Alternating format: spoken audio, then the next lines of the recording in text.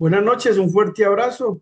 Gusto de compartir con ustedes. De nuevo, Babington Flores. Hoy estamos acá para compartir en lo que hemos venido ya trabajando, este diplomado tan interesante y tan necesario para nuestras familias, como lo es el formarnos en políticas públicas y en liderazgo para gestión de la neurodivergencia en nuestros territorios. Hoy vamos a seguir avanzando en el módulo uno. Ya vamos a trabajar fundamentos de la neurodiversidad y la inclusión. Tuvimos la oportunidad de estar hace 8 días iniciando la sesión número uno. Hoy vamos a tener la sesión número dos, que es el impacto en las familias y el liderazgo que se tiene. Bien, entonces después de haber compartido con nuestro amigo Leonardo toda esta serie de conceptos que tuvimos claridad la semana pasada, vamos a tener hoy una profundización en lo que significa el impacto en la gestión, en la forma de organizarse de las familias para la representación de la neurodivergencia. Entonces, me permiten, por favor, voy a iniciar con la presentación.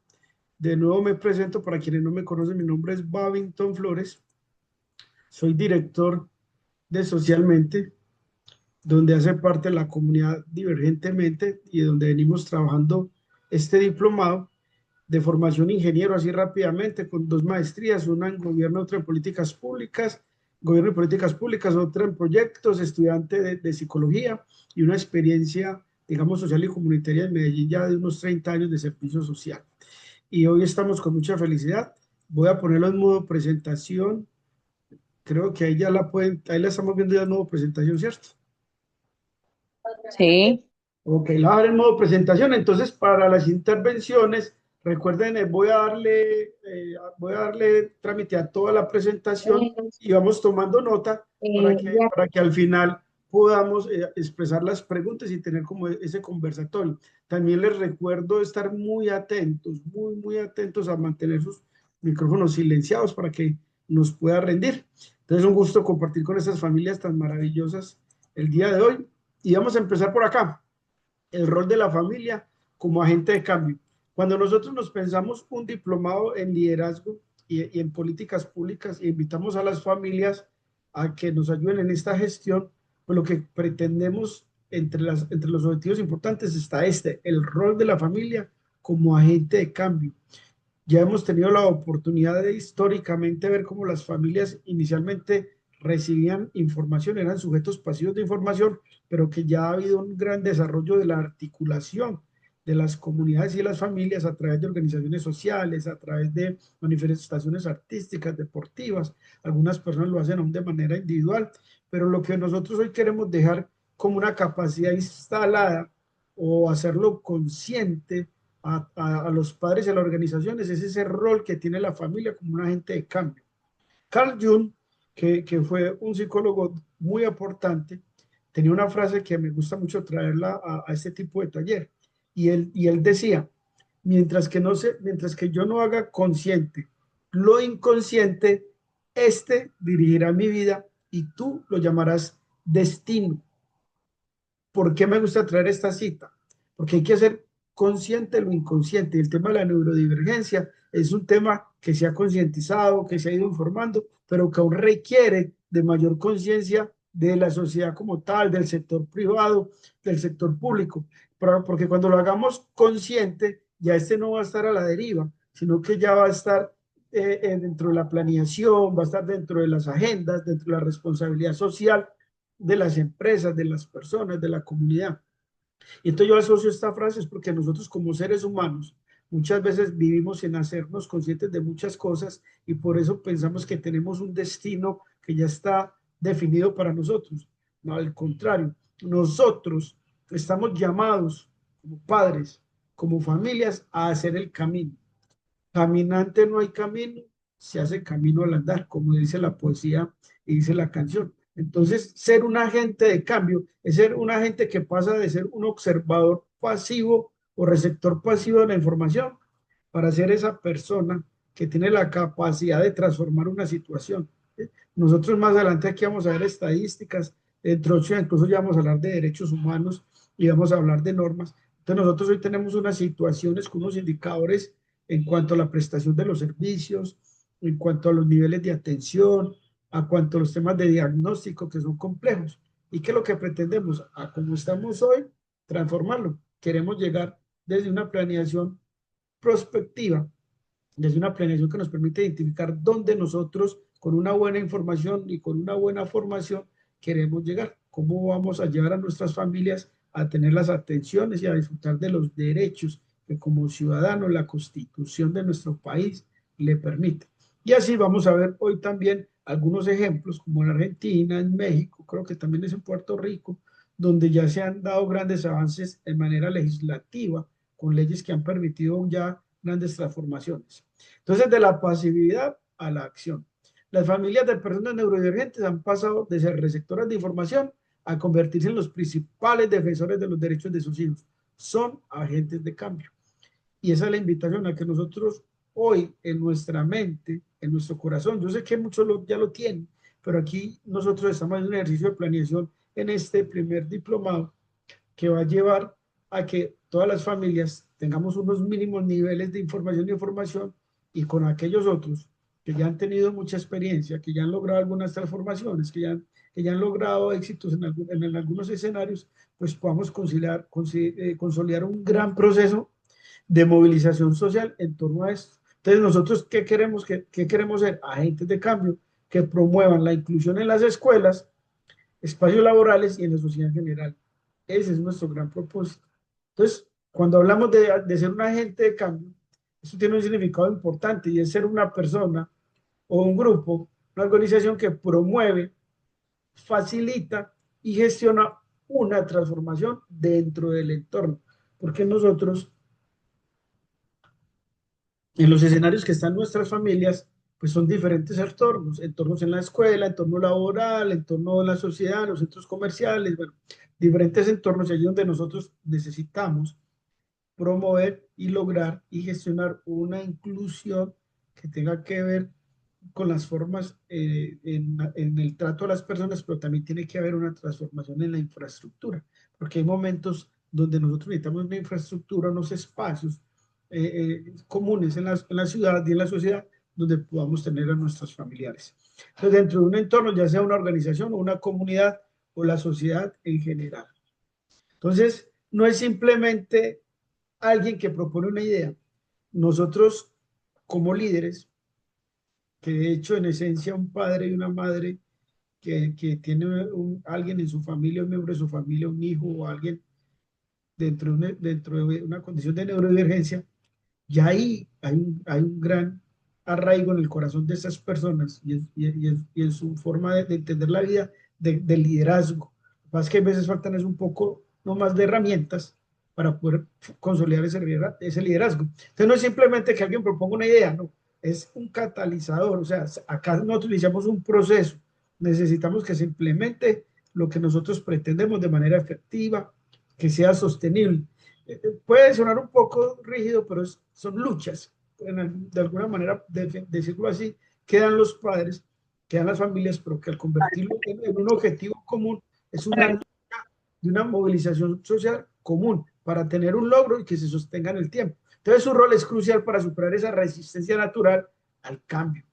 Nuestro cerebro, el cerebro de todas las personas neurotípicos o con neurodivergencia, todos los cerebros, tenemos alguna resistencia natural al cambio, porque nosotros, en esencia, nuestro cerebro todavía conserva digamos, ese cerebro reptiliano, esa capacidad de estar en defensa y huida, en miedo, que Pablo, eso es una herencia. Sí, señor, señor. qué pena la interrupción. Es que hay alguien tratando de ingresar. ¿Cuál es el código de acceso a la reunión? Ay, El la código de verdad, PIN. no mi hermano, la verdad es que me tocaría suspender mucho para poderlo encontrar. No lo encuentran en la No, invitación que les envié. no, está el número de identificación, pero el código no lo indica. Pues si me esperan unos dos, es que nos tocaría suspender mi hermano y la verdad como estoy No, dando, dale. No, dale, sigue, ahí me sigue. disculpa, pero tendría que salirme de aquí para buscarlo. Me perdona mi hermano, No, sigue. perdón.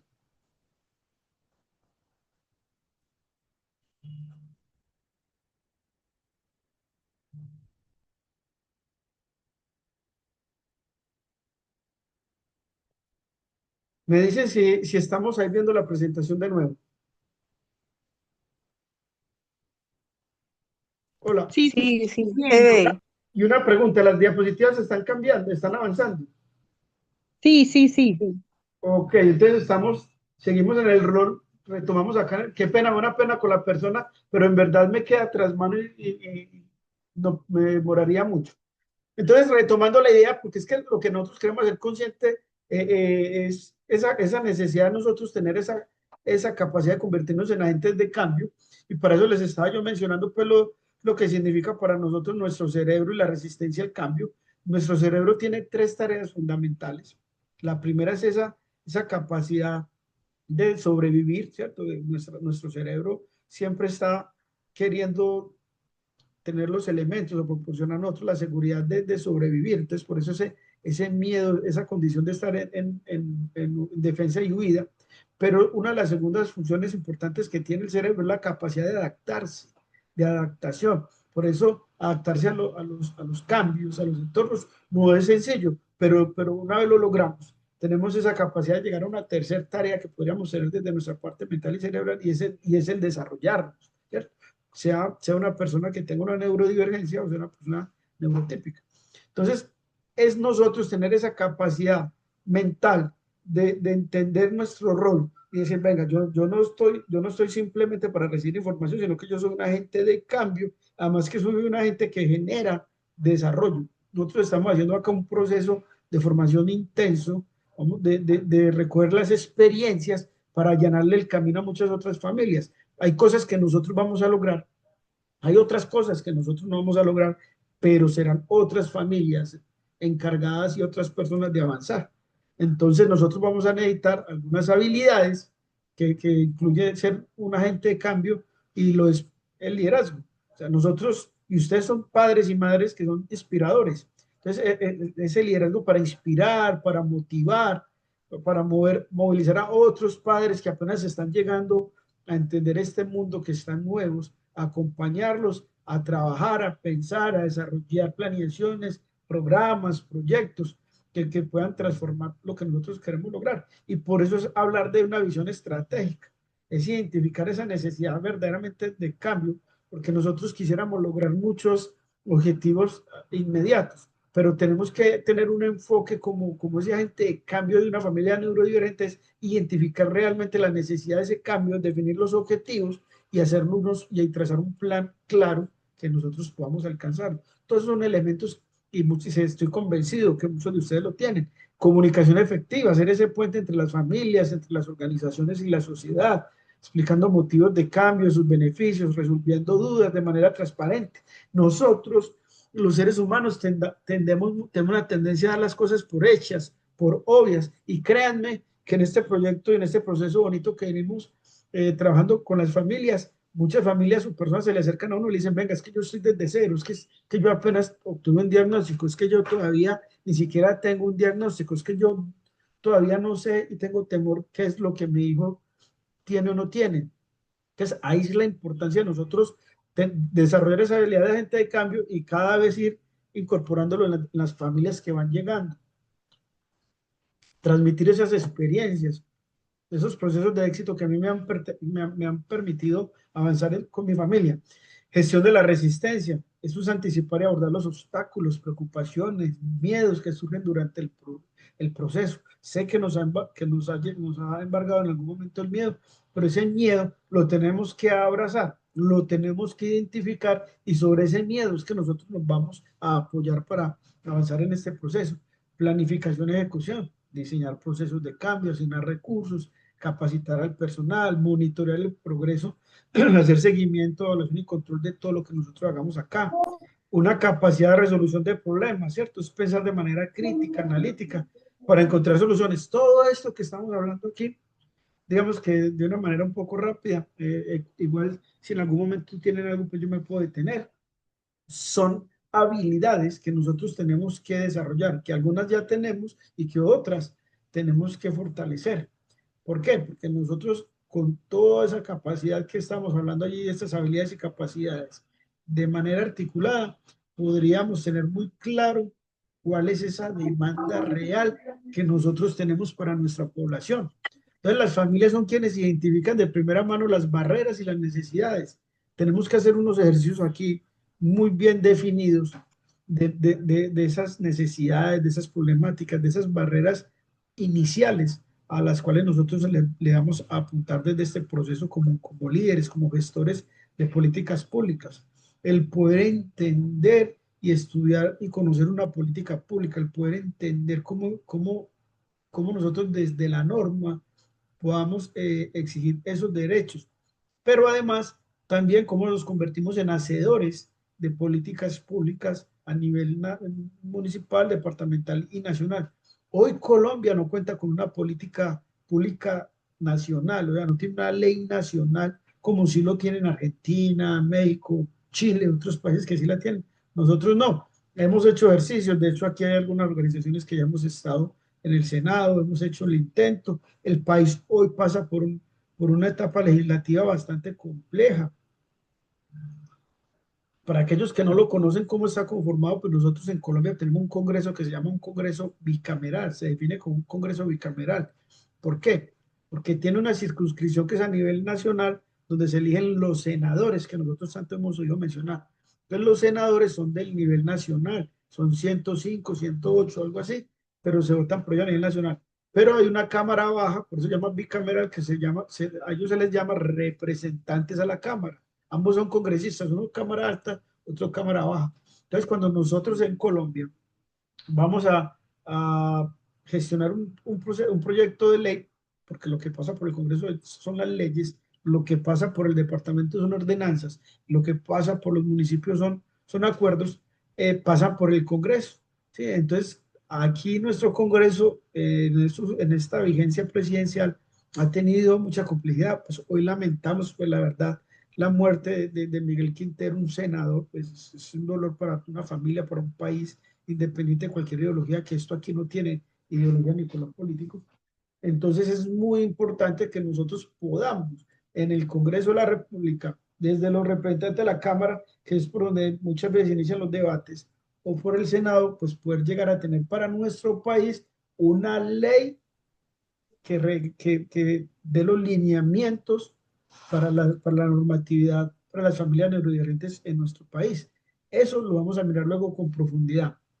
Entonces son las familias quienes identifican esa demanda que nosotros vamos a tener de necesidades o problemáticas. Son voz crucial para visibilizar las problemáticas y presionar a los gobiernos. En buen sentido, cuando yo menciono presionar, es porque yo no sé si ustedes han escuchado el lobby, lo que se llama lobby, y el lobby es buscar en las corporaciones públicas acercarse a los corporados, concejales, diputados, senadores, a ambientarlos y darles a conocer verdaderamente la información, porque uno se encuentra, como cuando dimos el debate del acuerdo 098 acá en Medellín, que algunos, que algunos representantes políticos de las corporaciones no conocen mucho e incluso todavía marcan a la neurodiversidad, la marcan en la discapacidad. Para nuestro país hoy, el Ministerio de Salud Nacional tiene concebido al autismo, a déficit de atención, a otras neurodivergencias como una discapacidad. Entonces, por eso la importancia de que nosotros tengamos la capacidad de articularnos, podamos presionar. ¿Cómo se presiona? A través de debates. Pero por eso estamos formándonos en este diplomado que nos va a ir dando cada 8 días las herramientas, porque uno lo hace por vía de ley o por vía de hecho, que seguramente también va a haber que hacer algunas cosas de vía de hecho. ¿Qué son las vías de hecho?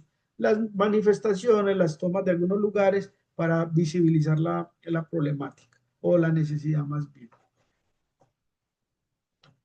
Creación de redes de apoyo.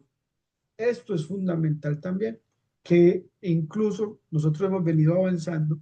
Este diplomado surge de una comunidad que tenemos que se llama Divergentemente. Allí ya tenemos alrededor de unas 150 familias, pero muchas de esas familias, a su vez, hacen parte de organizaciones, a su vez, hacen parte de otras redes. Entonces, las familias suelen, ante estas necesidades, formar organizaciones. Aquí creo que hay Conectando Corazones, Corazones Azul, Transformadores de Vida, Potencialízate, creo que hay de varias organizaciones, ¿sí? Entonces, ¿qué es importante? Pues hacer parte de una organización, pero además que esta organización esté fortalecida, que esta organización tenga también un plan ambicioso de trabajo y que hayan las personas y los recursos para poderlo fortalecer. También hay grupos de apoyo para compartir experiencias, recursos, conocimientos.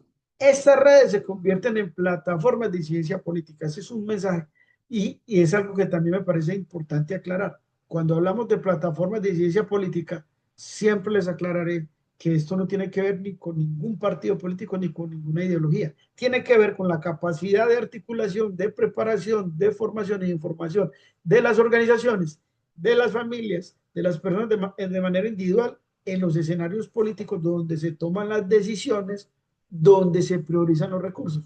Permítame un momento, voy a atender el chat. Bueno, Julián nos dice buenas noches, Mariana Morillo dice se escucha, Leonardo dice buenas noches para todos. Por favor, indicar el código de acceso a la reunión, qué pena, Leo.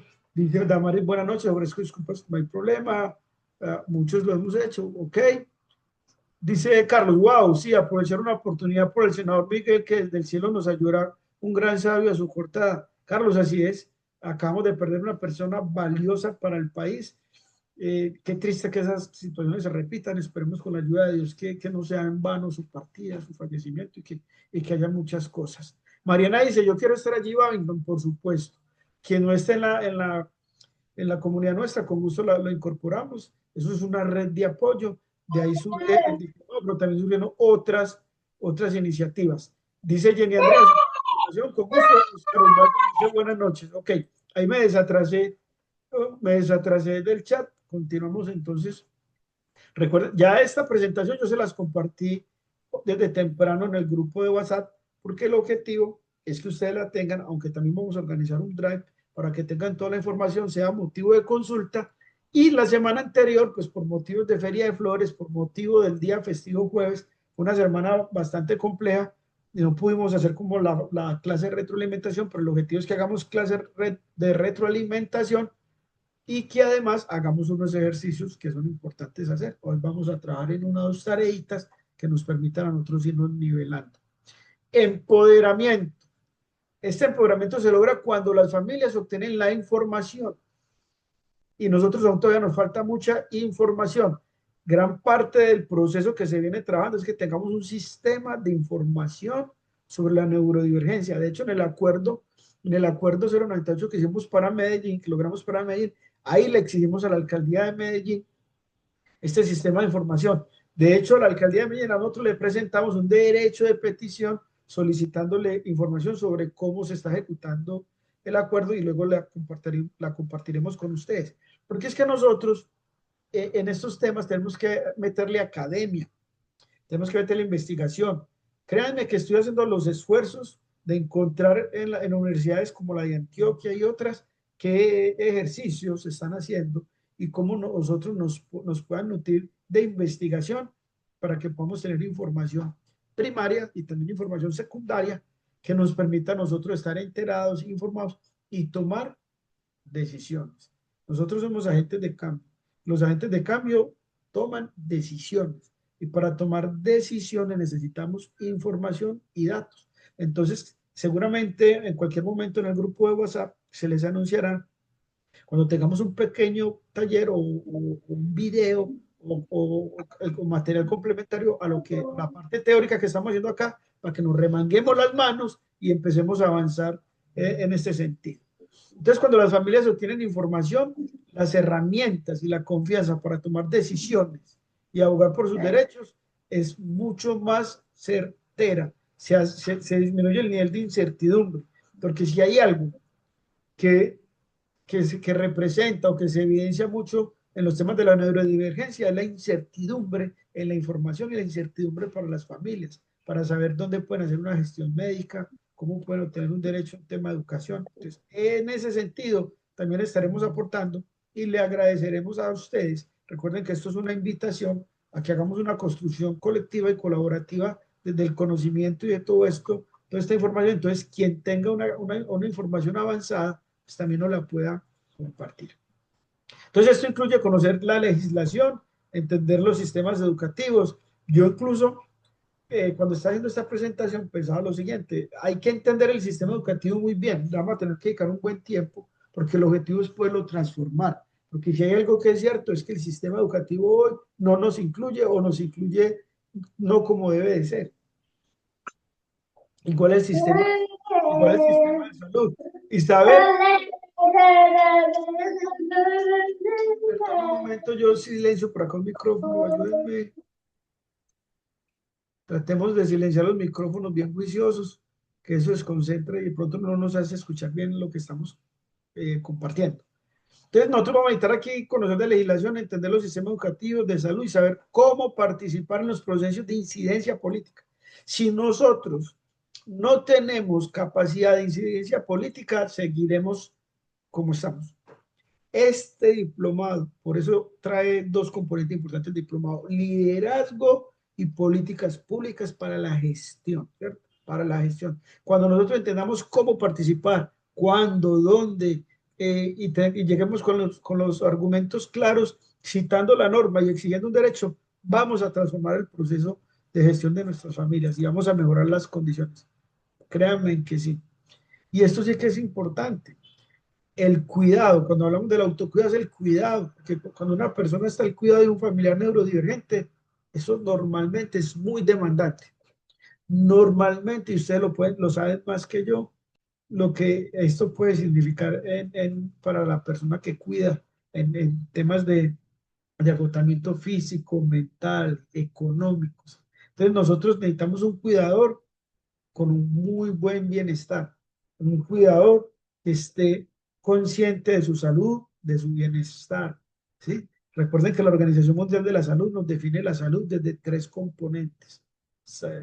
Nos dice que la salud es el bienestar de la salud física, mental y emocional, ¿cierto? Y la social, física, emocional y social. Eso es lo que significa salud para cualquier ser humano, ¿sí? Entonces, el cuidado de un familiar es muy demandante. Entonces, que necesitamos, pues, de manera esencial, abordar el tema del autocuidado para prevenir el agotamiento físico y emocional de los cuidadores. Nosotros, que tenemos este diplomado, también tenemos otras comunidades, una red de apoyo para la salud y bienestar, la salud mental de las personas. Tenemos para jóvenes que se llama Juvenilmente, es enfocado comunidad juvenil. Tenemos Dignamente, enfocado en los adultos mayores, que es todo el tema de envejecimiento digno. Esos talleres de envejecimiento digno los trabajamos los miércoles a las 6 de la tarde. O sea que si ustedes conocen personas jóvenes, adultos mayores, o una persona neurotípica que quiera un acompañamiento, que quiera estar en la red de apoyo, con todo gusto también lo podemos hacer. Entonces, un líder familiar empoderado es aquel que también se preocupa por su propio bienestar. Yo no puedo serle útil como debería de ser a mi hijo, a mi hija, a esa persona con neurodivergencia que yo tengo que ser cuidador si yo no estoy en plenitud. Pues también es muy importante cuando hablamos del impacto, el impacto pues que tiene y el liderazgo que tiene la neurodivergencia en las familias. Bien, si quieren hasta acá hago un pequeño corte por si tienen algo que observar, alguna pregunta, porque traje este pequeño ejercicio práctico que la idea es que lo podamos realizar en unos 5 minuticos. ¿Alguien quiere solicitar la palabra o vamos directamente al taller?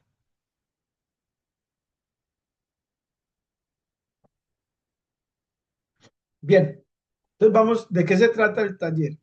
Bueno, esto es importante compartir los conceptos teóricos y hacer conciencia de lo que necesitamos trabajar, pero también se necesita que vayamos avanzando en esa construcción de liderazgo que tanto hemos propuesto. Entonces el ejercicio es un ejercicio de reflexión, donde ustedes como participantes deben identificar sus redes de apoyo personales, comunitarios y profesionales y diseñen un plan de autocuidado simple y realista. Entonces aquí hay dos tareas.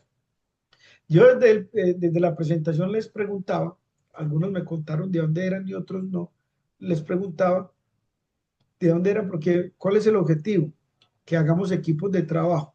Si a ustedes les parece, yo el día de mañana, con base a quienes están inscritos, lo que pasa es que sé que algunos se pueden conectar a esta hora y estar de manera sincrónica realizando la formación, otros no.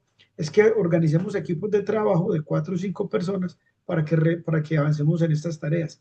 Porque este ejercicio es muy importante para nosotros. ¿Por qué?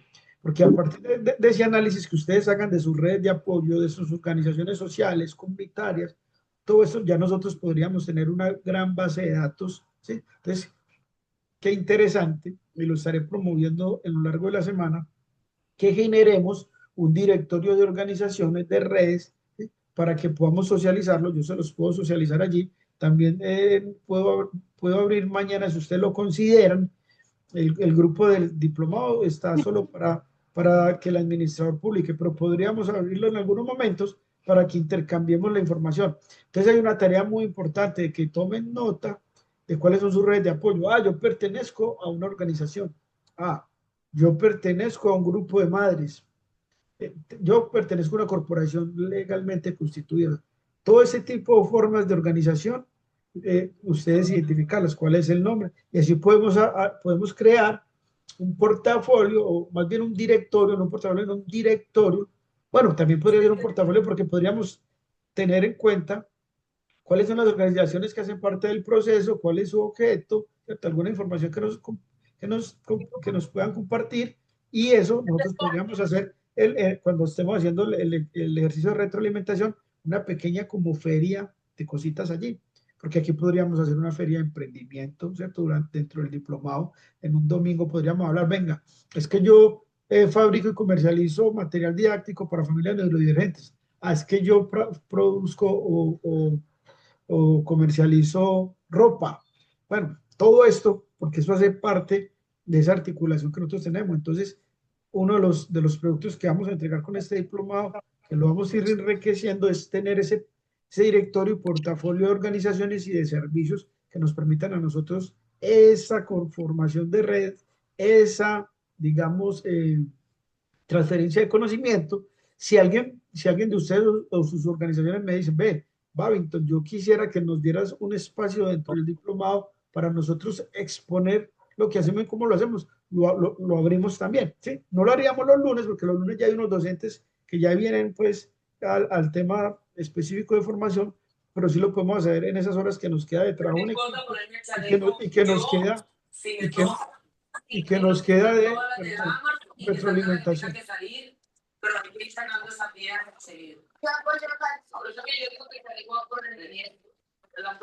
¿Me pueden ayudar por ahí? Bueno, ya lo logramos.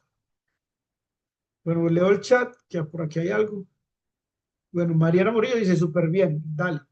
Entonces, vamos con ese ejercicio. Vamos a crear un directorio, vamos a crear un portafolio de servicios, vamos a conocernos, vamos a generar confianza, vamos a intercambiar conocimiento, vamos a contar qué hacen.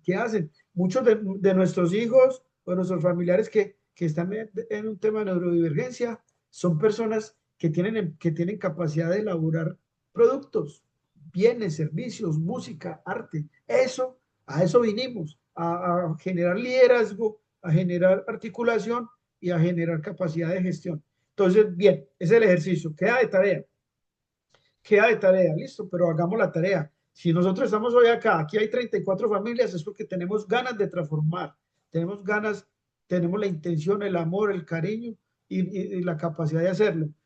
Jenny nos dice, súper, en Autismo Casanare nos gustaría, claro, claro que hay que hacerlo. Crean en ustedes, miren, crean en ustedes. Nosotros tenemos que ser ganadores. Y si hay algo que necesita un ganador, lo tienen ustedes y es fortaleza, dureza mental, ¿sí? No es un camino de rosas. No todo nos saldrá bien, pero sí nos da la capacidad de hacer avanzar, generar conocimiento, desarrollar habilidades y transformar situaciones. Vamos para allá queriendo Dios. A ver, yo leo acá, me dice Mónica, la colectividad es muy importante, por supuesto. Mariana me pregunta qué decía ahorita, pues el objetivo es que la tarea, perdón, yo me tomo aquí algo. Yo les dejo esta tarea y ustedes la van diseñando. Quien puede ir compartiendo información, bien, pero el objetivo es que la vayamos construyendo muy pronto dentro del diplomado para que sea un producto importante que tengamos. Y podemos sacar un espacio cuando la tengamos preparada y generamos una feria de emprendimiento o una feria de información o una feria de servicios, lo que nos vaya apareciendo. Pero seguro que aparecerán cosas muy importantes. Y la segunda parte de la tarea de hoy, de lo que estamos hablando, el tema de hoy es que diseñen un plan de autocuidado. ¿Cuántas personas de ustedes son conscientes del autocuidado que deben de tener? Si lo tienen planeado o no, ¿sí? Miren que nosotros, como seres humanos, nos levantamos, digamos que si dormimos bien, entre un 90, 80 o 100% de lo que nosotros llamaríamos nuestra energía mental, nuestra pila mental, como lo dice la doctora María Rojas Estapé. Entonces, cuando uno tiene un plan, y cuando uno tiene un plan claro de autocuidado, ya uno es consciente de lo que tiene que hacer y cuándo lo tiene que hacer. Porque ahí es donde está el ejemplo de la pila de la batería del celular. A nosotros se nos está apagando el celular y salimos corriendo. Lo que tengamos que hacer para conseguir un cargador y conectarlo y que nuestro celular no quede sin pila y que la pila llegue al 100%. ¿Qué hacemos con nuestra pila mental? ¿Qué hacemos con nuestra energía corporal? ¿Qué hacemos nosotros por ella cuando sentimos que en el día se está disminuyendo? Recuerden, somos mente, cuerpo y espíritu. Y la única forma de nosotros controlar nuestra mente, que la mente controla nuestro cuerpo, es la respiración. Entonces, hagan un plan que incluya vacaciones diarias para meditar, para hacer mindfulness, que hay muchas formas de hacerlo, pero si no nos queremos complicar porque todavía no lo entendemos, mínimamente parar y hacer unas respiraciones activas. Julia, ¿estás por ahí conectada?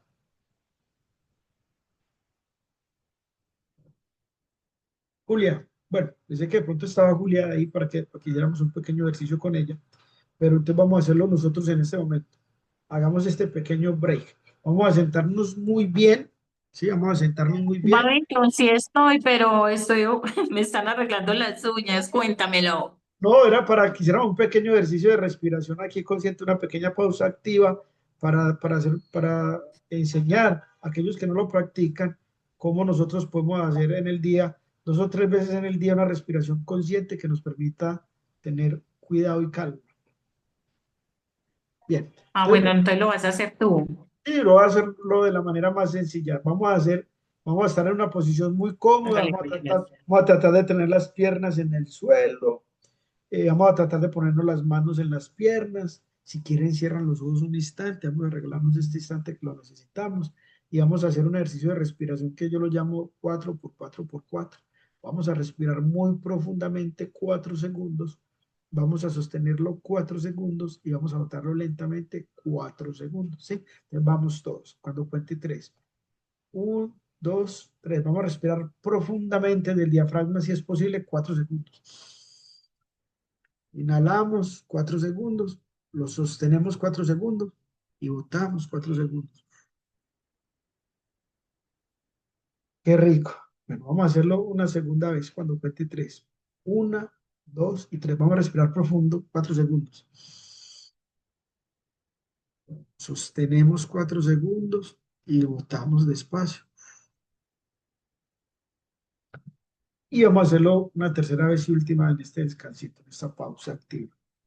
Vamos a respirar cuando cuente 3. 1, 2 y 3. Profundo, lo que más puedan. Sosténganlo, sientan el aire en su cuerpo, bótenlo despacio. Estos ejercicios hay que hacerlos en el día. Hay que hacerlos en el día unas 2 o 3 veces para que podamos nosotros cargarnos un poquito. Ah, Mariluz decía que ya te iba a ayudar con eso. Ah, bueno, ya sé que Mariluz nos puede ayudar.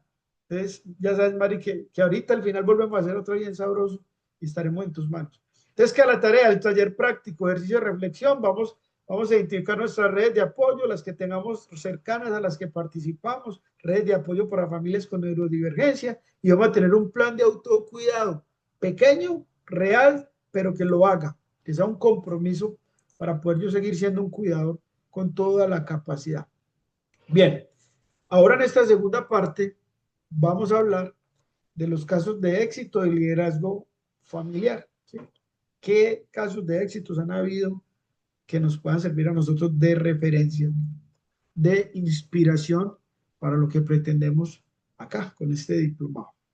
Y hay uno muy famoso que incluso nos lo mencionó, creo que Leonardo hace 8 días, cuando nos mencionó los conceptos, y es el movimiento de la neurodiversidad, así fue conocido, o así es conocido, el movimiento de la neurodiversidad. Y ese es un excelente ejemplo de cómo el liderazgo familiar y de la propia comunidad neurodivergente, que es quien se conoce, que es de donde nace la información, ¿sí? Han transformado la forma en que pensamos sobre las diferencias cerebrales. Julia Inés Puerta, el próximo, dale que sí. Dale, Julia. Bien. Entonces, mire, caso de éxito. Aquí podemos ver cómo el liderazgo familiar y de la comunidad fue transformando las formas en que pensamos sobre las diferencias cerebrales. Esto no es solo un concepto teórico, porque no nos podemos quedar allí, sino una filosofía de vida y que ha tenido un impacto real y palpable. Me disculpan que es que me ha estado sonando demasiado el celular. Qué pena. Entonces vamos a ver de qué se trata. Vamos a ver de qué se trata. El movimiento de la neurodiversidad es un término que fue acuñado por la psicóloga que era australiana Judith Singer, y esto fue en la década de 1990. Su visión como persona en el aspecto autista fue crucial. Fue de las pioneras que ha aportado para todo este conocimiento y socialización del espectro autista. Singer argumentaba que las diferencias neurológicas, como el autismo, el TDAH o la dislexia, no deberían ser vistas como errores o trastornos que necesitan ser curados, sino como variaciones naturales de la especie humana. Mire cómo ella, a partir de un conocimiento personal que fue consolidando y que fue soportando, fue logrando que se impusiera, que se reconociera a nivel, digamos, casi que a nivel mundial, ¿sí? Entonces, este enfoque cambió la perspectiva dominante que se basaba en el modelo médico de la discapacidad, ¿sí? Ese modelo inicial de la discapacidad, donde todo médicamente era definido de esta manera. Este modelo ve la discapacidad como un problema individual que debe ser tratado o corregido, ¿cierto? El movimiento de la neurodiversidad, en cambio, que está la gran diferencia, se alinea con el modelo social, que postula que las barreras y la exclusión no provienen de la persona, sino de la sociedad que no está adaptada para acoger la diversidad. Aquí hay un elemento fundamental para lo que nosotros queremos pretender hacer, para lo que estamos trabajando, ¿sí?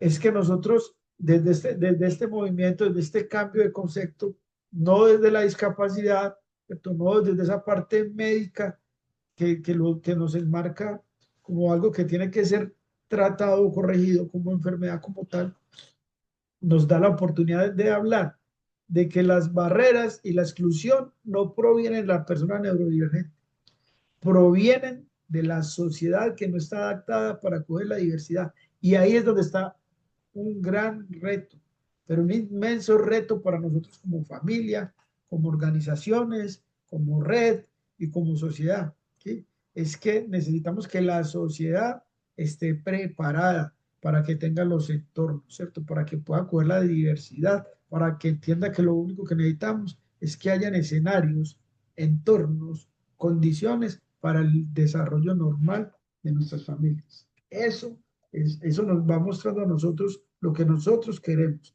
Acá, como nos dice Carlos, total, es una nueva era, ¿cierto?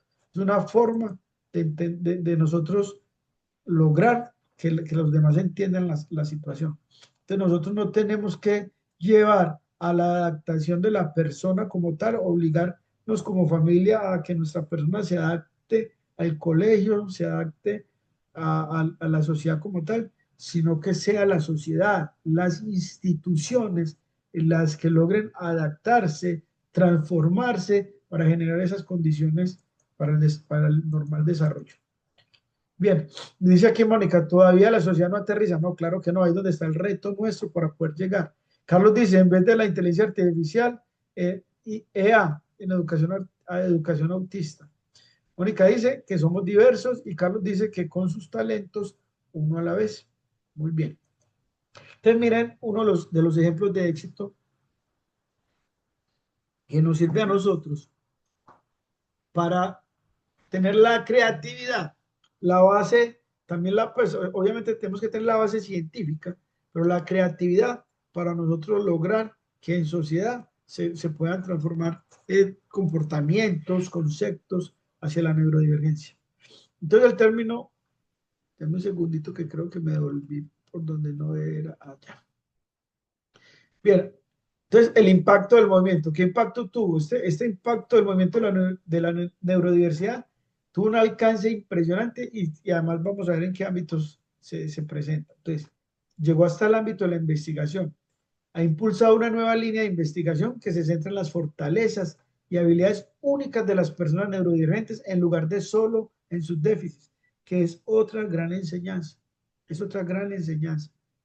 No solo desde la investigación, que no cambiar ese concepto o ese imaginario de que nosotros debemos de centrarnos en el déficit que una persona pueda tener en algún grado en su neurodivergencia, a centrarse en las fortalezas y habilidades únicas que tienen estas personas. Aquí traemos un ejemplo. Se investiga cómo el cerebro de una persona autista puede sobresalir en el reconocimiento de patrones o la atención a los detalles, ¿sí? Entonces, tendremos mucho por aprender, mucho por aprender. Cuando una persona tiene una condición, o está en el espectro autista, da enseñanzas. Yo tuve la oportunidad en mi equipo de trabajo de tener un joven de 18 años, al cual yo le colocaba, cuando estaba en el consejo, me dio unas tareas importantes para que estudiara sobre los debates, y lo hacía muy bien, y me enseñó a mí sobre la puntualidad y la literalidad. Él me juzgaba, yo le decía, recuerdo pues una vez le dije yo que yo, me preguntó que a qué hora regresaba. Yo le dije que yo regresaba por las 2:30, regresé como a las 2 y casi a las 3, y me preguntó que si yo me había comprometido a llegar a las 2:30, ¿por qué no había llegado a las 2:30 y por qué había llegado tarde? ¿Sí? Entonces, hay habilidades, hay capacidades que nosotros conocemos, pero que tenemos que lograr que se vean evidenciadas dentro de la sociedad, dentro del sistema educativo fundamentalmente, que es algo que a nosotros, pues la verdad, nos motiva mucho y nos reta mucho. Este movimiento entonces tuvo un impacto también en la educación porque ha fomentado la adopción de metodologías como el diseño universal para el aprendizaje DUA. El DUA busca crear entornos de aprendizaje que sean flexibles y que se adapten a las necesidades de todos los estudiantes, ofreciendo múltiples formas de presentar la información y de expresar lo que se ha aprendido. Obviamente, como todas las metodologías, también son debatidas, pero esta es una gran propuesta.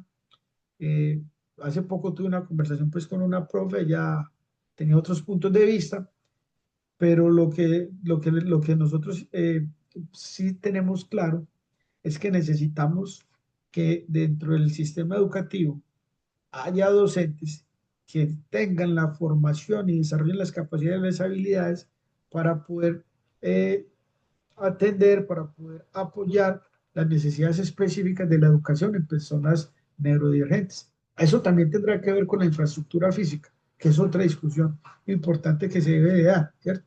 Pero es aquí donde a nosotros nos han abordado muchas familias por la desescolarización que han tenido que tener de sus hijos, ¿sí?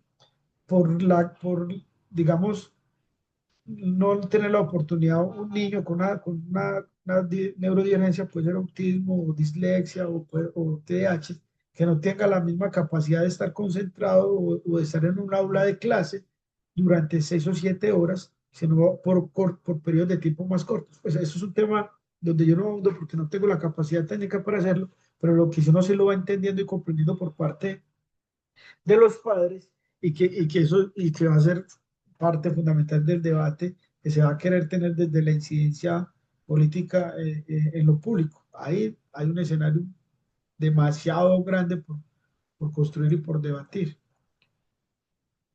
Dice Adiela María Carmona, nos dice, las limitaciones están en la mente de quien no quiere hacer nada. Totalmente cierto, Adiela, así es. Totalmente cierto. El impacto de este movimiento en la creación de las políticas públicas, cómo el movimiento de la neurodiversidad impactó las políticas públicas, que es lo que nosotros queremos hacer acá, cómo nosotros podemos ser hacedores o gestores, ejecutores de las políticas públicas. Entonces, ha influido en la redacción de leyes y regulaciones que promueven la inclusión laboral y educativa. Por ejemplo, algunas políticas ahora consideran las adaptaciones razonables como un derecho, no como un favor, porque es ahí parte también importante de la discusión. Es que no es que nos vayan a hacer un favor, no es que pobrecito, no, es un derecho, es un derecho. Luisa nos dice, el doctor Abraham Arenas, así el español, tiene una propuesta muy interesante sobre educación pensada por autistas y para autistas. Yo lo he estado ya, Luisa, siguiendo, me comuniqué, Leo me invitó a un live con él, le escribí por el interno y le conté lo que estamos haciendo, quiere conocer un poco más y bueno, no podríamos asegurar, pero habría una posibilidad de que en algún momento interviniera con nosotros en este proceso. Maravilloso. Entonces, vuelvo al ejemplo. Algunas políticas ahora consideran las adaptaciones razonables. Me parece fundamental. Como un derecho, no como un favor. Esto incluye desde modificar un horario de trabajo hasta proporcionar herramientas de apoyo para la comunicación. Y por acá nos dice, bueno, no identifico a quién porque es usuario, ¿podrían decirme de qué se trata el trabajo que hay que entregar para ahí? ¿Cuándo es? Dale, que al final vuelvo y lo explico, ¿sí? Cuando estemos ahí en la parte de final conversando, interactuando. Entonces, el movimiento de la neurodiversidad nos enseña que la verdadera inclusión comienza por cambiar nuestra perspectiva al ver las diferencias cerebrales como parte de la riqueza humana. Podemos construir sociedades más justas y equitativas para todos. ¿Sí? Es como la gran conclusión que nos deja esta comunidad de la doctora Singer. Bien, ahora vamos a mirar otro ejemplo de caso exitoso donde las familias han impactado en el liderazgo para representar a las comunidades neurodivergentes. Redes de madres y padres en América Latina. Entonces, en países como Argentina y México, las madres de niños con TEA han formado asociaciones civiles que no solo brindan apoyo mutuo, sino que también han logrado incidir en la aprobación de leyes. Por eso es muy importante la incidencia. Por eso insistimos que es necesario tener este tipo de formaciones a través de este diplomado y otros cursos y otros escenarios para que nosotros tengamos la capacidad de incidencia para aprobar leyes y para gestionar que se ejecuten esas leyes que garantizan el acceso a terapias y educación inclusiva. Estas organizaciones han logrado cambios legislativos concretos y han sensibilizado a la sociedad sobre la importancia del diagnóstico temprano y los apoyos necesarios. Vamos a ver aquí el ejemplo de la ley de autismo en Argentina, que es la ley 27043. Esta, en la investigación que hemos venido realizando, este es como un gran caso de éxito y lo quisimos traer para compartirlo con ustedes. No sé si lo conozcan, seguramente puede que sí, pero nos pareció muy relevante traerlo. En Argentina, la falta de una legislación específica para el trastorno del espectro autista, TEA, generaba barreras en el acceso a diagnósticos, tratamientos y educación inclusiva, lo que nos pasa acá a nosotros. Pero nosotros aún no tenemos esa legislación a nivel nacional, como les hablaba yo ahorita en el Congreso. Entonces, las familias a menudo debían costear terapias y luchar contra un sistema de salud y educativo que no estaba preparado para atender las necesidades de sus hijos. Misma situación. Es lo que a nosotros nos ocurre acá. Nuestros sistemas todavía no están preparados, todavía no cuentan con las herramientas, con los instrumentos necesarios para hacerlo, y es lo que nosotros pretendemos hacer. Entonces, ¿cuál fue el rol de las familias? ¿Cuál fue el rol de las familias en esta ley?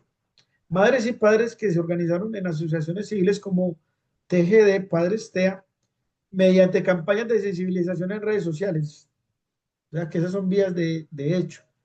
Redes sociales, marchas, reuniones con legisladores, o sea, con los senadores, la creación de un frente unido de las familias, que hay algo que a mí me ha costado comprender y que me ha costado lograr en estos procesos, y es que nosotros necesitamos una completa articulación e integración de las organizaciones, de las personas, de las familias, de las instituciones, y aún, no sé, es mi sentir, eh, hay algunos celos, hay algunas situaciones que no lo permiten, pero nosotros lo que necesitamos es un frente unido, un frente común para poder avanzar.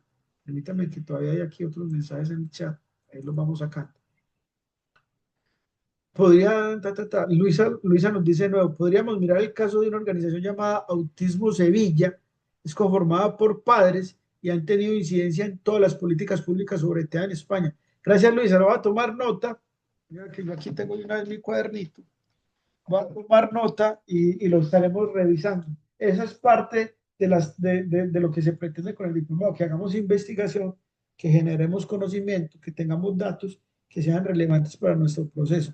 Entonces, Autismo Sevilla. Vamos a investigar sobre ella y lo que tú nos quieras compartir, te lo agradecemos. ¿Sí?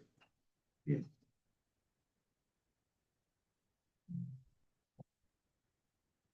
Perdón que me moví esto aquí un poquito.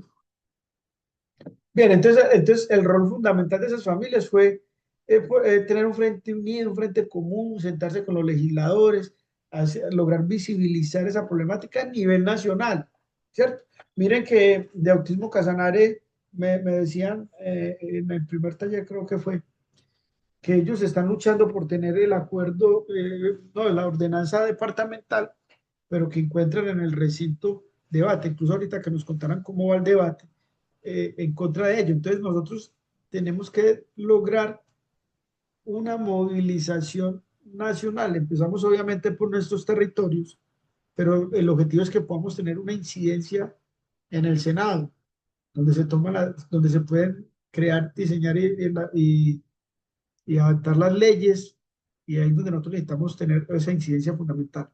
Entonces, ¿cuál fue la principal demanda que hizo esta ley? Era que el Estado reconociera el autismo como una condición de discapacidad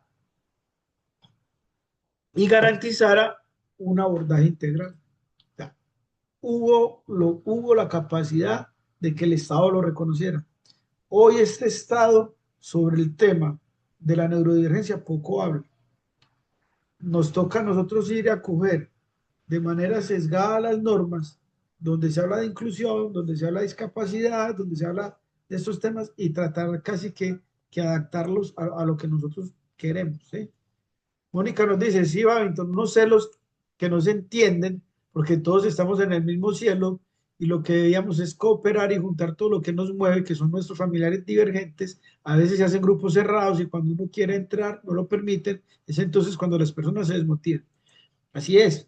Yo quisiera aquí motivarlos mucho que no se fueran. Uno ve que se sale una persona o dos y uno les duele, pero aquí hay una gran cantidad de personas y creo que vamos a lograr llegar con un número de personas significativa y con una capacidad de compromiso para lo que se quiere hacer, no solo al final del diplomado, porque después de ese diplomado tendremos que hacer otras formaciones complementarias, sino a los escenarios legislativos, a tener incidencia, a que nos escuchen y a contar una historia bien contada desde la norma para que la cumplan.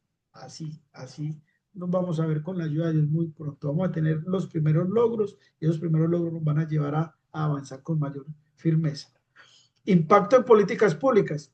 La perseverancia que tuvieron estas familias dio como resultado la promulgación de la ley que es la que estamos analizando, la ley 27043, en 2014. Ya en Argentina hace 11 años cuentan con la ley. Esta ley establece el abordaje integral y aquí a los de Casanare, aquí les estamos dando base normativa para la discusión. No solo se puede llevar a la Asamblea, digamos, base normativa o jurídica nacional. Estos casos internacionales también se pueden llevar para mostrar cómo nosotros a nivel nacional tenemos un rezago en tema de normatividad de ley para la neurodivergencia.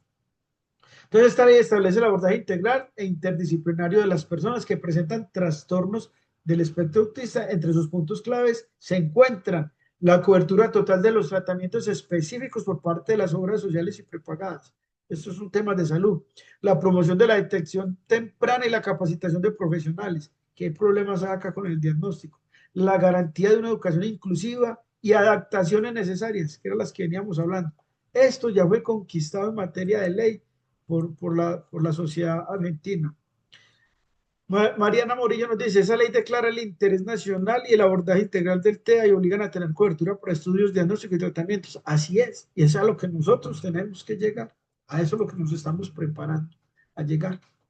Bien, otro caso, ejemplo exitoso de participación de las familias en estas gestiones.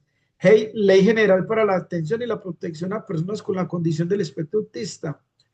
Durante muchos años, las familias mexicanas, que en México, yo voy a buscar, yo estoy investigando porque la vez pasada me llegó una información que no pude encontrar, cómo ya hay una gran infraestructura desarrollada en México, en las instituciones educativas. Sí, no sé si alguno de ustedes ya lo ha identificado para que la compartamos también. Entonces, durante muchos años las familias mexicanas enfrentaron un vacío legal en la atención y protección de las personas con trastorno del espectro autista TEA. Lo que mencionaban en Argentina y lo que mencionamos acá, nosotros todavía tenemos el vacío legal. Todavía no hay unas normas, no hay unas leyes que obliguen a los departamentos, a los municipios o a las instituciones de salud o de educación a atendernos de manera especial. Todavía no lo tenemos. Eso se traducía en la falta de acceso a servicios de salud, educación y terapia especializadas, lo que nos está pasando, lo que obligaba a las familias a costear de forma privada los servicios o a no tener acceso a ellos. O el que tiene plata logra solventar y el que no, que Dios lo proteja. Así estamos nosotros. Entonces, ¿cuál fue el rol de las familias en México? Diversas organizaciones de la sociedad civil, fundadas y lideradas por familias, fueron las que jugaron un papel esencial. Ejemplo, la Federación Mexicana de Autismo y otras asociaciones de padres trabajaron incansablemente para visibilizar la problemática. Leo aquí. Nosotros llegaremos mucho más del abordaje, claro que sí. Luisa Laverde nos dice, mírate el movimiento, iluminemos el TEA en México, dirigida por Gerardo Gaya. Hasta Luisa, esa Luisa ha investigado mucho. Qué bueno, Luisa, que nos compartas toda esta información. Movimiento Iluminemos. Y si ellos lo han logrado, nosotros, ¿por qué no? Piensa en eso. ¿Por qué otros sí y por qué nosotros no? ¿Qué han hecho ellos? ¿Qué han hecho ellos y nosotros no? Y seguramente es lo que estamos empezando a hacer. Conciencia, formación, información, capacidad de incidencia, aprender de políticas públicas. Aquí van a haber unas clases maravillosas para entender Medellín, su presupuesto, cómo funciona, para que nosotros podamos lograrlo, ¿sí? Y lo vamos a lograr. Gerardo Gallero.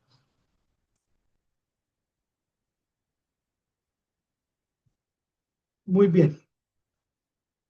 Entonces, esta Federación Mexicana pues logró a través de campañas de concientización, foros de discusión, que eso es algo que ya estamos preparando, nuestro foro, y queremos hacerlo internacional. Eso fue una de las cosas que le propuse Leo y Lina a Abraham Arenas, que nos ayudara a hacer un foro internacional y si de pronto él podría acompañarnos. Veremos que eso se pueda lograr. También ya nos contactaron de Chile, bueno, nos están contactando, o sea que nos estamos empezando a hacer visibles. A través de campañas de concientización, foros de discusión, reuniones con legisladores, lograron poner el tema en la agenda pública. ¿Qué es la agenda pública y política? Son los temas de interés para el alcalde. Hoy en Medellín nosotros no le interesamos al alcalde, está claro. Tuvimos que ponerle un derecho de petición y no lo han respuesto. Pero le pedimos al secretario de Educación que nos recibiera desde el año pasado y no se pudo. Y no se pudo. Y nosotros los apoyamos a ellos. Pero ¿qué necesitamos? Que en la agenda pública, en el Consejo de Medellín, en la Asamblea de Antioquia, en el Congreso de la República, en cada uno de los consejos de los municipios donde ustedes viven, cada uno de las asambleas de los departamentos donde ustedes viven, en la agenda de discusión estén los temas de la neurodivergencia. Nosotros logramos llevarlo al Consejo de Medellín y vamos a volverlo a llevar a muchos escenarios, así no tengamos una representación política, pero es una representación social a través de organizaciones, a través de familias que lo van a hacer muy bien. Su principal objetivo fue mostrar la urgencia de una ley que garantizara los derechos de sus hijos. Eso es muy importante. Nosotros tenemos que darle carácter de urgencia a la normatividad que queramos, que estamos necesitando gestionar. Es de urgencia. De lo contrario, seguiremos teniendo que hacer casi que todo de manera individual y con recursos propios. Impacto en las políticas públicas. Este esfuerzo colectivo culminó con la promulgación de la Ley General para la Atención y Protección a Personas con Condición del Espectro Autista en abril del 2015. En Argentina fue en 2014, en México fue en 2015. Miren, nos llevan ya una década de ventaja. Esta ley es un hito importante ya que reconoce el autismo como una condición que requiere atención y protección especial por parte del Estado. Establece la coordinación entre los diferentes niveles del gobierno.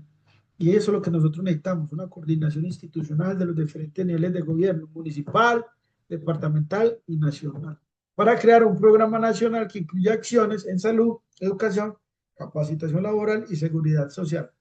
Prohíbe la discriminación y el rechazo en escuelas y hospitales, un problema que las familias enfrentaban con frecuencia, y acá también. Aunque la ley ha sido un gran avance, aún existen desafíos en su implementación. Eso es algo muy importante. Garantiza, o sea, tener la ley, ganarnos un espacio normativo, no garantiza que se implemente y que se ejecute como debe ser. Ejemplo, el acuerdo que tenemos acá, el 098, donde ya nosotros vamos a empezar a exigir de manera organizada y concreta la implementación. Por eso es necesario que ustedes tengan paciencia, tengan el amor, después de todo un día de cansancio, un lunes a las 7:30, formarnos en políticas públicas, formarnos en presupuesto, formarnos en la estructura de gobierno, digamos por lo menos local y departamental, para poderlo lograr. Porque eso demuestra cómo ese liderazgo que tienen estas familias puede pasar de la sensibilización legislativa, que es lo que nosotros muchas veces hemos hecho, la sensibilización, la concientización, al cambio estructural. Y el cambio estructural es el que tanto he repetido el día de hoy, lograr la norma y gestionar que se ejecute y que se implemente. Último ejemplo, la ley vida en Puerto Rico, es la ley 239 del 2012, 13 años atrás. Antes de esta ley, las personas con autismo en Puerto Rico se enfrentaban a una gran falta de servicios y apoyo especializado. Las familias luchaban en solitario para encontrar recursos educativos y terapéuticos de calidad. Miren que son los mismos patrones que aplicaron en México, en Argentina, que aplican ahora en Puerto Rico, y lo que nos pasa acá. Nos toca luchar por poder tener un acceso mínimo a la educación, por poder tener un acceso mínimo a los tratamientos terapéuticos, a la salud, al tema laboral, al tema de recreación, al tema cultural. Es un contexto que es de nivel mundial. ¿Cuál fue el rol de las familias? Las familias, a través de organizaciones como la Fundación de Autismo de Puerto Rico, realizaron una intensa labor de cabildeo. ¿Qué es ese cabildeo? Lo que yo les mencionaba ahorita, el lobby, de ir a hablar con senadores, con representantes de la Cámara, con concejales, con diputados, y lograr que ellos vayan teniendo como en su corazón y en su mente la ley, el proceso. Utilizaron sus experiencias personales para exponer ante los legisladores la urgencia de una política pública integral. Y vuelve a salir al escenario la necesidad que nosotros tenemos de darle carácter de urgencia a la ley para nuestro país. Mariana nos dice, para mí la mejor ley es de Berenice Piana, Brasil. Ellos son los pioneros en aceptar que el autismo es una discapacidad y con efectos a todos los derechos, salud, educación y social, y sin necesidad de pelear, es un derecho. Aunque también la de Chile es moderna, integral y participativa, donde la comunidad autista es escuchada. Muchas gracias, Mariano. Pero miren que hay algo importante, y es que ustedes como padres ya han hecho trabajos investigativos. Vamos a compilarlos, vamos a organizarlos y vamos a tenerlos como instrumento que nos sirva a nosotros de base y de soporte para nuestra gestión. Bien, entonces las familias a través de estas organizaciones, con esa labor de cabildeo, utilizaron experiencias personales, hablaron con los legisladores, mostraron la urgencia de esta política integral, bueno, y su trabajo se centró en educar a los funcionarios sobre la realidad de vivir con una condición del espectro. Qué bueno, este ejemplo nos puede servir para también nosotros acercarnos a la alcaldía, a la gobernación. Puede ser con volantes, puede ser con algunos instrumentos que definamos y empezar a concientizar, a ablandar corazones, como se dice. Impacto en políticas públicas. Esta labor culminó en la aprobación de la Ley Vida, que es bienestar, integración y desarrollo de las personas con autismo. Esta ley fue pionera en la región al establecer una política pública para atender a las personas con TEA de manera integral. Sus objetivos incluyen garantizar el acceso a los servicios de salud, educación y empleo. Miren que casi todas propenden por lo mismo. Promover la capacitación de los profesionales, fomentar la inclusión social y la sensibilización de la comunidad. La ley sirvió de inspiración para otras legislaciones en América Latina. Ah, qué importante. Puntos clave, pues ya estamos llegando como al final de esa parte teórica. Ahorita hablamos pues del taller que les mencioné. Y aquí voy a dejar unas preguntas que es muy importante que durante la semana las resolvamos. Ojalá las podamos resolver en equipos o la conformen equipos. Trataré de conformar equipos si es necesario, si no de manera individual. Pero estos son puntos claves que nosotros tenemos que dar en esta formación. ¿Qué estrategias utilizaron estas familias para movilizarse y lograr la atención del gobierno? ¿Sí? Vimos 3 ejemplos, ustedes han mencionado otros adicionales. Entonces, yo traje unos, ustedes pueden investigar otros y responder para que hagamos ese análisis. ¿Qué estrategias utilizaron estas familias? Es muy importante identificar las estrategias porque esas mismas nos pueden servir de apoyo a nosotros para las que nosotros vamos a diseñar. Nosotros necesitamos diseñar nuestra batería de estrategias que vamos a utilizar. ¿Cuál fue el rol de las organizaciones de la sociedad civil en estos procesos? También es fundamental que lo tengamos. Luisa nos dice, el actual proyecto de ley sobre neurodivergencia en Colombia que cursa en el Congreso solo propone la ruta a seguir en el sistema de educación y salud en neurodiversidad del país. Es muy importante, Luisa, usted sabe que yo hice todo lo posible porque se empezara este proceso de ley con Germán Blanco. Yo estaba un poquito ahí como distanciado, pero voy a estar muy atento. Vamos a averiguar en qué va el proyecto de ley. Lo que pasa es que tengo que contarles algo, en nuestro país, cuando hay una vigencia legislativa, un periodo legislativo va desde el 20 de julio hasta el siguiente 20 de julio. Si no se logra la ley en ese periodo de tiempo de ese año, se pierde el avance y tiene que volver a empezar la discusión en el siguiente periodo legislativo del 20 de julio. Entonces este es el momento preciso. Este es el momento preciso porque este último periodo legislativo, este Congreso, inició el pasado 20 de julio para saber en qué está. Porque una de las cosas que sucedió con el proyecto de ley es que se compiló varias propuestas de proyecto de ley que también tenían otros senadores, ¿sí? Entonces es muy, muy importante. Aquí nos dice Luisa que vamos al segundo debate en este periodo. Sería muy importante lograrlo porque si no se logra, lo que yo quiero explicarles que si no se logra hacer todos los debates de aquí al 20 de julio del próximo año, ya en el próximo periodo legislativo hay que empezar desde cero. Yo creo que eso también se los han explicado.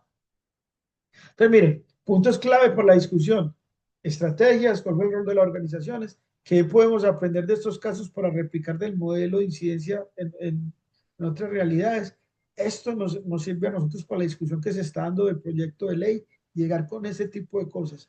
Estos ejemplos demuestran que más allá de la sensibilización, el liderazgo familiar se traduce en una acción concreta que puede transformar las vidas de miles de personas a través de la política pública. O sea, es ahí donde nosotros podemos tener el escenario de transformación.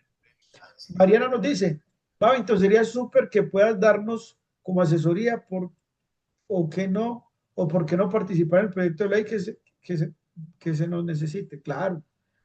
Y nos dice Jenny Andrea, claro que lo importante es vincular con los territorios también. También es así. Entonces esos son los puntos claves y esta es la pregunta de reflexión final. ¿Cómo pueden los líderes institucionales como el gobierno, las empresas, colaborar de manera más efectiva con las familias para diseñar políticas públicas que respondan a sus necesidades reales? Quedamos entonces, que ya voy a abrir el escenario para que interactuemos y discutamos un poco sobre el tema de hoy, pero nos quedan entonces las siguientes tareas, ¿cierto? Nos quedan las siguientes tareas. Dame un segundo. Nos queda esta. Primer tarea, y se les estaré explicando y recordando en la semana. Hacer ese ejercicio de identificación, ¿cierto? De redes de apoyo donde ustedes participen, organizaciones, redes de apoyo, familias, ¿sí? Podemos hacer un directorio y un portafolio de servicios. Dos, que esta segunda tarea es para cada uno de ustedes de manera individual, es que diseñe un plan de autocuidado. Esto lo que lo que queremos con esta tarea corta es que sean conscientes. Esto es una lucha dura y larga. Ustedes más que nadie lo saben, que es una lucha de muchos años atrás, es una lucha que todavía le falta mucho y que necesitamos un padre de familia, un cuidador pleno, completo, descansado. Sé que no es fácil, pero el objetivo es lograrlo. Y que en equipo hagan estos análisis. ¿Qué estrategias se utilizaron en estos casos de éxito que vimos? Otros que ustedes conozcan. ¿Cuál fue el rol de estas organizaciones de la sociedad civil en esos procesos? ¿Qué podemos aprender de esos casos que hablamos acá? Y finalmente, esta pregunta de reflexión. ¿Cómo pueden los líderes institucionales, porque cada uno, a esos líderes institucionales que conozca, a esas empresas que conozcan, a esos escenarios que nos puedan servir a nosotros, cómo ellos pueden colaborar de manera más efectiva con nuestras familias para diseñar políticas públicas que respondan a sus necesidades? Bien, esto es lo que preparamos para el día de hoy con mucho amor, mucho cariño en este segundo, en esta segunda sesión que tiene como nombre el impacto de lo, pues, lo que es los fundamentos de la neurodivergencia, qué impacto tienen en las familias y en el liderazgo. Bien, si alguien quiere tomar la palabra, si tiene alguna pregunta, algo que aportar.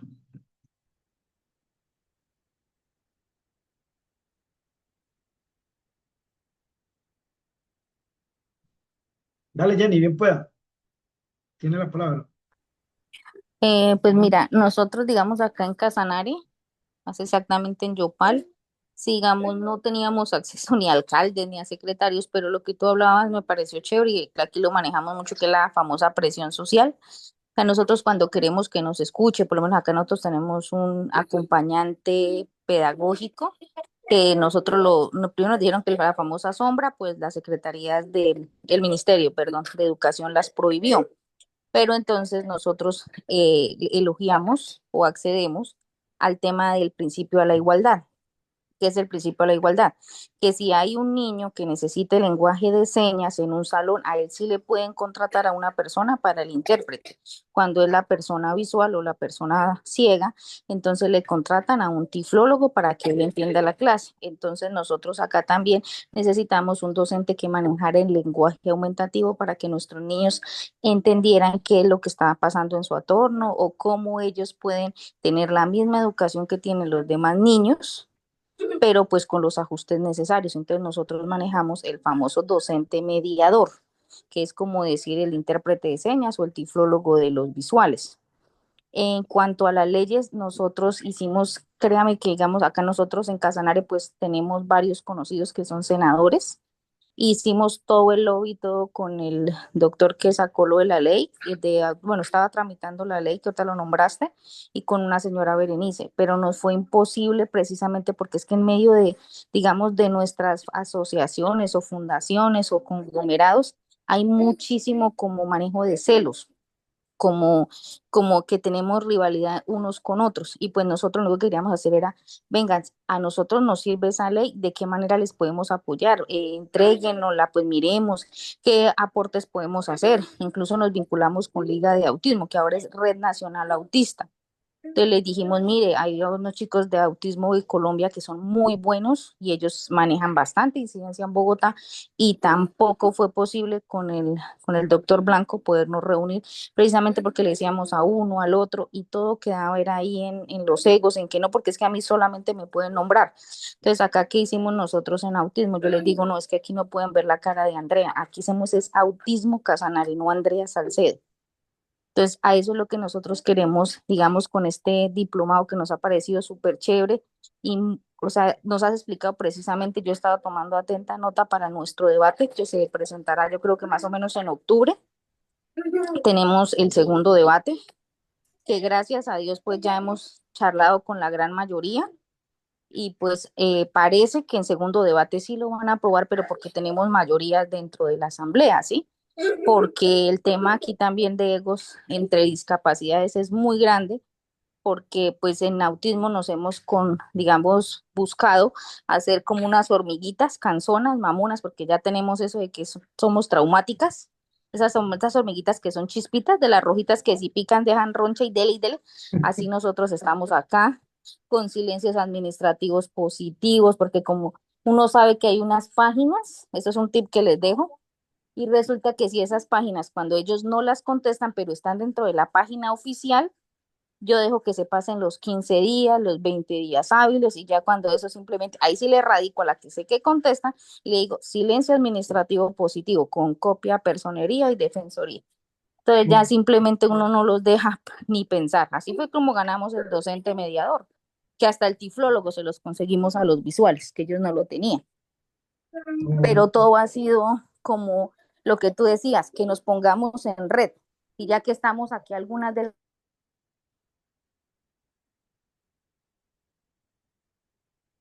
Jenny, te dejamos de escuchar.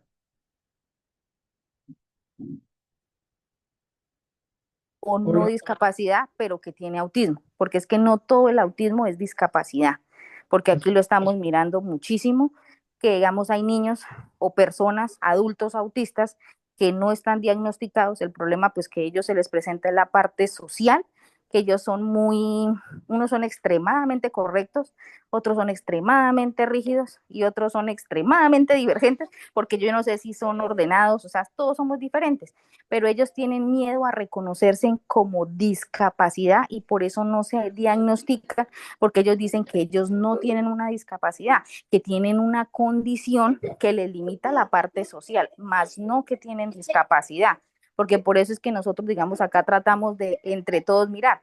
Les dimos autismo, discapacidad, ellos dijeron, o sea, que nosotros quedamos por fuera porque nosotros no nos reconocemos como discapacidad, ellos no se reconocen como discapacidad.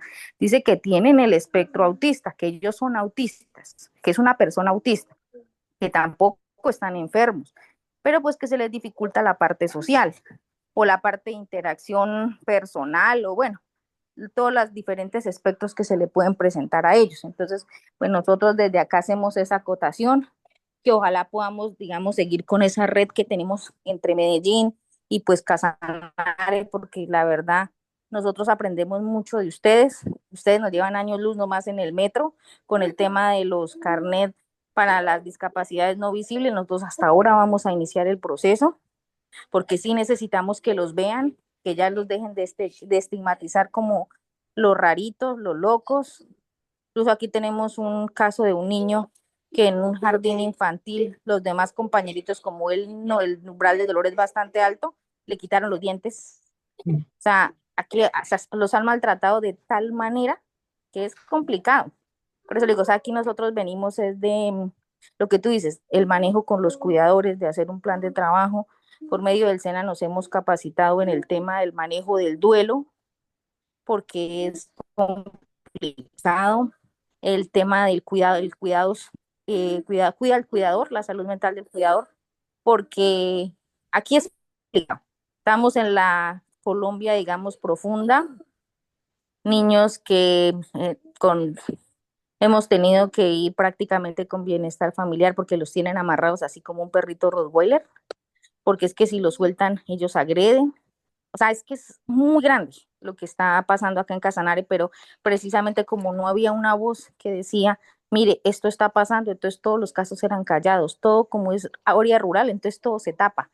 Entonces eso es lo que, digamos, no les ha gustado, es difícil, sí es difícil, porque uno se lleva de odios, se lleva muchas cosas de las demás personas que piensan que por el hecho de usted mostrar la cara y decir esto es autismo, es que a usted le están dando plata, es que a usted le están haciendo. O sea, esa es la autorreflexión a todos los líderes que pueden llovernos la mayor cantidad de críticas, porque yo lo que yo he dicho así, desde que yo aparecí siendo la cara de autismo, eso me volví más problemática y le dije, a partir de hoy le dije, no tengo mamá porque me imagino que esa señora vive como un caucho para arriba y para abajo en la boca de todos. Pero pues sí es hora, como usted mismo lo dijo dentro del diplomado y me gustó mucho, de enfrentarnos a eso, de hacer una movilización grande por nuestros derechos y si tenemos que ir, nosotros estamos a casi 12 horas de Bogotá, si tenemos que ir, pues nosotros vamos, si tenemos que hacer, porque es que ya para autismo parece que no tuvieran derechos humanos. Entonces, es hora de que nosotros también somos sujetos de derechos, además de discapacidad, de neurodivergencia, somos seres humanos y también tenemos derechos. A eso es la acotación. Muchísimas gracias. Jenny, un abrazo. Bueno, muchas cosas por acotar allí. Lo primero es que háblame por el interno y yo busco que hables con Germán Blanco. Lo que pasa es que yo trabajé 20 años con Germán Blanco y hace 3 meses decidí irme a otro equipo de trabajo, pero he hecho parte del equipo de trabajo. Yo fui quien, perdón que hable en primera persona, quien le enseñó a Germán el asunto. Eso me hago entender. Yo fui el que le pedí a Germán que el tema, pero no, esto no es de individualidades, esto es de colectivos. Por eso hay un gran reto. Incluso aquí Luisa nos dice, súper que hagan eso en Casanare. En Antioquia no hemos logrado la unión de las familias TEA. Todavía falta mucho en unión. Bueno, tenemos que avanzar en ello. Adiela nos dice, debemos tener en cuenta que cualquier discapacidad debe estar avalada por el médico tratante de la IPS o EPS. Así es. Mónica dice, te felicito compañera por ser tan maravillosa acompañando este proceso. Babinto, yo también quiero hablar con la señora a ver qué puedo ayudarle con mis asociados. Por supuesto, Mariana, me hablan por el interno que ahí vamos conectando, ahí vamos conectando. Entonces, Jenny, te voy a vincular entonces la reunión con Germán. Vamos a seguir avanzando en los temas. Si necesitan un espacio, un curso o algo aparte, un taller aparte, me lo mencionas, que lo haremos con todo cariño. Pero aquí tienen que ir saliendo cosas concretas. Y no es necesario que uno tenga que ser amigo de todos. Hay veces que en las relaciones de trabajo en equipo no todos son amigos, pero lo que sí tiene que haber es un objetivo común y el objetivo común aquí está claro, las familias con neurodivergencia. Ya si yo me entiendo con el otro o no, eso no es tan necesario. Es ideal, pero no es necesario que yo tenga que ser el amigo de todos. Lo que nos tiene que unir es el objetivo común. Bien. ¿Alguien más quiere participar? ¿Alguien más quiere aportar? Ya Jenny puede bajar la mano. No sé si alguien más quiera compartirnos. La sesión número 3 con el que terminaremos el módulo 1 es el próximo lunes y ahí el tema es derechos humanos y neurodivergencia, o sea que va a estar bien nutrido para que también se preparen en la semana. Les estaré entregando el video, yo creo que mañana lo subo, no creo que alcance el día de hoy, mañana lo subo y les estaré reiterando en la necesidad de conformar equipos de trabajo y hacer las tareas que son sencillas. Y además toda esa capacidad que ustedes tengan para aportar desde su conocimiento propio, desde la investigación que puedan hacer. Mira cómo Luisa nos propuso, cómo Mariana nos propuso. Y también quería mencionarles a los que estén en Medellín que cuando tengo ganas de hacer un cafecito con los que se animen, un cafecito un viernes en la noche o en la tarde, pues miramos para saludarnos y conocernos porque también vamos a ir conformando como esa red de amigos acá para poder conciliar temas. Qué bueno, un cafecito. Bueno, el próximo lunes es festivo. Bueno, esa es una muy buena pregunta. Yo no sé si el módulo se puede hacer festivo, pues yo creo que la persona no tenga ningún inconveniente, pero lo miramos, se lo voy colocando en el grupo, ¿sí? Porque podríamos hacerlo al ser festivo en la tarde, tipo 3 de la tarde, y ahí quedaría. Bien, Mariluz, bien, pues ahí tiene la palabra. Hola, una bendecida noche para cada uno de ustedes. ¿Me escuchan ahí Amén. bien? Amén. Muy bien, Mariluz, amén. Muchas bendiciones también para ti, tu familia. Bueno, yo diría que frente a lo que menciona doña Jenny, pues este tema ha sido siempre como esa lucha constante de cada uno, es como el empoderamiento que nosotros poco a poco empecemos a generar sobre todo a tomar conciencia y desde esa parte primordial que tomábamos hoy, que es el tema, el papel de la familia en todo lo que tiene que ver con la neurodiversidad, ¿cierto? Que es fundamental dentro de esa aceptación incondicional donde siempre nosotros proporcionemos unos espacios seguros, porque todo parte desde casa. A veces, sobre todo cuando uno tiene que ver tanto el tema de certificación de discapacidad, hay, hay situaciones que a uno lo tocan, definitivamente, y es dentro de los procesos, porque a veces estas personas cuando tienen unas necesidades especiales, pues la familia no le da la relevancia de esa importancia para que la persona, digamos, sea atendida por un fonoaudiólogo, que son varias terapias, por el tema de un terapeuta ocupacional. Son un sinfín a veces de profesionales que tienen mucho que ver en ese desarrollo. Y suena a veces difícil y complejo cuando uno hace como los comparativos, pero en esas familias, cuando realmente se apropian de esa dificultad que tiene su hijo, su sobrino, en fin, y asisten a cada una de las terapias, es un proceso muy distinto cuando realmente ese niño o esa niña totalmente lo aíslan y no le permiten que uno ve muchas veces como esa carencia por parte de las familias de que tomen esa conciencia de esa necesidad. Inclusive nosotros como profesionales llegamos a hablar muchas veces de ese tema de la negligencia, porque cada uno de nosotros da siempre por aportar esa calidad de vida, ¿cierto? Esa defensa, ese apoyo, que es lo que nosotros como familia debemos ser continuamente los principales defensores para que esas necesidades que nuestros familiares, nuestros hijos, nuestros amigos puedan tener sean reconocidas y respetadas en las partes que son más importantes, dentro de la parte educativa, dentro de la parte laboral y también dentro de la sociedad. Esa comprensión y esa tolerancia que necesitan tanto estas personas para que nosotros le ofrezcamos siempre ese ambiente de comprensión, que aprendamos también de esas características únicas que tienen dentro de su neurodiversidad y que siempre nosotros vamos adaptándonos a ellas con esa tolerancia. Ellas necesitan de nuestro amor.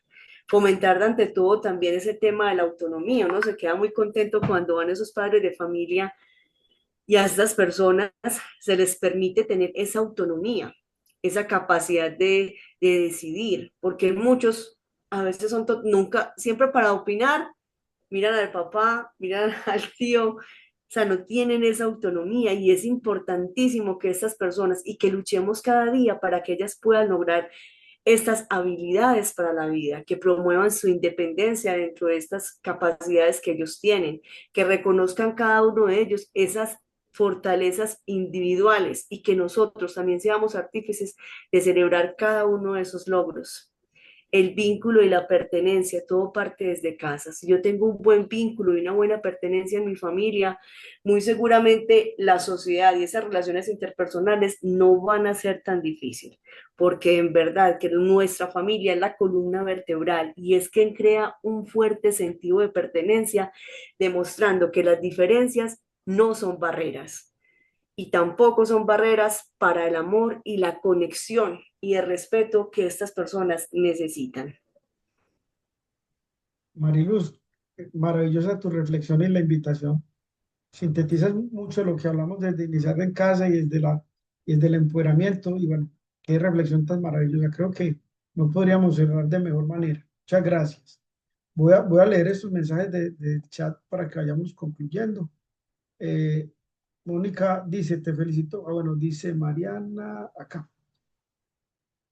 Me preguntan que si por favor, que si es festivo, que si lo hagamos. Bueno, lo más seguro es que lo hagamos el festivo para no perder los tiempos y el orden. Oscar Osvaldo nos dice, gracias por la información tan importante y poder fortalecer nuestros conocimientos para luchar por nuestros derechos y las de nuestros hijos. Con gusto. Tatiana nos dice que, bueno, que muchas gracias por el espacio, que se debe retirar. Y María nos dice, en este mismo horario, por favor. O sea que lo que propondrían es que lo hagamos en el lunes festivo, lo podríamos hacer que por a las 7, estaría bien. Creo que ahí lo podríamos concertar muy bien. Yo los festivos tengo un compromiso como cuidadora, dice Adiela. El objetivo es que no nos atrasemos. Yo creería que lo ideal es hacerlo el viernes, el lunes festivo. Igual yo tengo que hablar con el docente, con la docente, y haremos todo lo posible. Siempre queremos tenerlos a todos junticos, pero habrá algún momento en que no lo logremos. Pero garantizo que las presentaciones y el video quede allí para que nos autogestionemos. Bueno, una feliz noche para todos, un fuerte abrazo, que Dios los bendiga. Mariluz, de nuevo te agradezco por tan maravillosa reflexión e invitación, y estos espacios están hechos para ustedes, así como lo hizo Mariluz. Si alguien quiere compartir una reflexión, si quiere que dentro del tiempo se le genere un espacio para compartir algo que haya diseñado, que quiera o que quiera generar en nosotros, pues estaremos muy abiertos. Jennifer nos dice que feliz noche, con todo gusto, mil gracias. Que Dios los bendiga, estamos atentos, les estaré hablando en el grupo, buscaré la manera de también abrir los debates en el grupo por ratos, para que intercambiemos ya la información y hagan las tareas bien juiciosos, que descansen.